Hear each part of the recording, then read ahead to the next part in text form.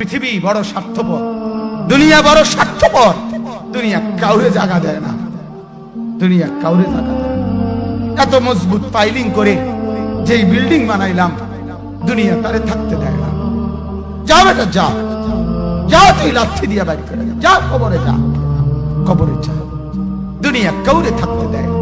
দুনিয়া কত ক্ষমতা ধরকে মাটির নিচে ফেলায় দিছে, দুনিয়া কত সম্পদ আলাকে মাটির নিচে ফেলে দিছে, দুনিয়া কত সুন্দরী নারীকে মাটির নিচে ফেলায় দিছে, মাটির সাথে রেজা রেজা করে ফেলছে। আজ আর চেহারা নাই, আজ আর রূপ নাই, আজ আর যৌবন নাই, আজ আর ক্ষমতা নাই। এমন বাদশা ছিল পৃথিবীতে যার হাতের আঙ্গুলের ইশারায় মানুষের গর্দান উড়াইয়া দিত, যার হাতের ইশারায় উঠতো মানুষ, বসতো মানুষ। আজ বাদশারা নাই, আজ সম্পদওয়ালারা নাই, আজ মালওয়ালারা নাই। দুনিয়া কাউরে থাকতে দেয় না, কাউরে না দোস্ত, কাউরে দেয় না। দুনিয়া দাদারে আমার থাকতে দেয় নাই।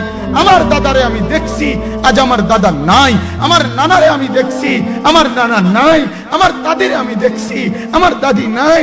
আমার নানিরে আমি দেখছি, আমার নানি নাই।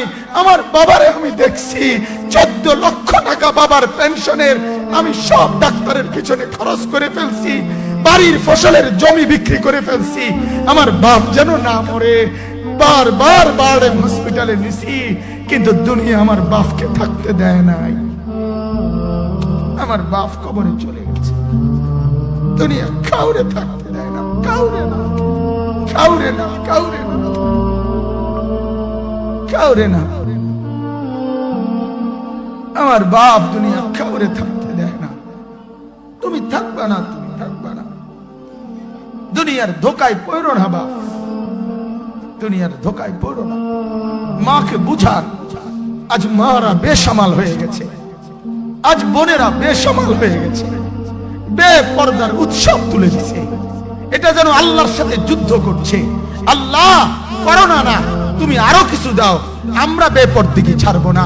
যুবক ছেলেগুলো যেন বলতেছে, আল্লাহ তুমি করোনা দেওয়ার চাই দাও, অশ্লীল ছবি দেখা, ফেসবুকে নর্তকী দেখা, আমরা ছাড়বো না।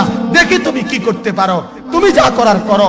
দোকানদার ব্যবসায়ীরা হারামের লেনদেন করা বন্ধ করছে না, সুদখোর সুদ ছাড়ছে না, ঘুষখোর ঘুষ ছাড়ছে না, নাফরমান আর জিনাকার ব্যভিচারী এরা কেউ কিছু ছাড়ছে না। বেহায়ার বেপর্দা নারী তার অশ্লীলতার বেহায়াপনা ছাড়ছে না। মুসলমান তার ঘরে টেলিভিশনের নর্তকীর আওয়াজ তো বন্ধ করছে না। হায় করোনা কিভাবে যাবে, আযাব কিভাবে যাবে বলেন, বলেন, বলেন আপনি।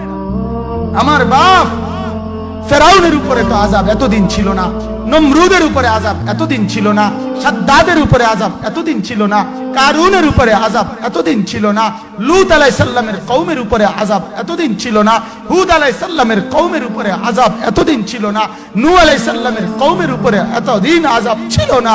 আজ আমরা মালিককে এই পরিমাণ নারাজ করছি, মালিক এত বেশি নারাজ। আজ 1 বছর হয়ে গেছে, 1 বছরের চাইতে বেশি হয়ে গেছে, কই করোনার মহামারীর আযাব তো যাচ্ছে না, গেছে গা বলে। আমাদের লক্ষ লক্ষ বাচ্চার পড়ালেখা বন্ধ, এরা নষ্ট হওয়ার চূড়ান্ত পর্যায়ে পৌঁছে গেছে। মোবাইল এদেরকে শেষ করে দিছে। লক্ষ লক্ষ ছেলে।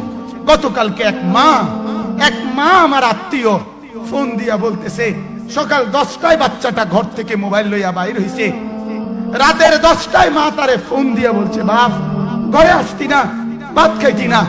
বাচ্চা তারে বলতেছে, তোমার অসুবিধা কি, তোমার সমস্যা কি? মা এই কথা বইলা কাঁদা দিছে যে, শোনেন হুজুর কদ্দুর দোয়া করো। এক বাচ্চা, এক ছেলে, সে যদি তার মাকে কথা বলতে পারে, তার মানে গুনাহ তারে এত মজা দিয়া দিছে, ফেসবুক তারে এত মজা দিয়া দিছে, ইউটিউব তারে এত মজা দিয়া দিছে, নর্তকী তারে এত মজা দিয়া দিছে, গুনার দৃশ্য তারে এত মজা দিয়া দিছে, সে মাকে ধমক দিচ্ছে। রাত 10টা বাজলে কি হইছে, রাতের 3টা পর্যন্ত দেখলে তোমার সমস্যা কি? আমার আখিরাত আমি নষ্ট করলে তোমার অসুবিধা কি? আমার জাহান্নাম আমি ঠিক করে নিলে তোমার সমস্যা কি? আল্লাহ আমাদেরকে মাফ করে দেন, আল্লাহ আমার জাতিকে মাফ করে দেন।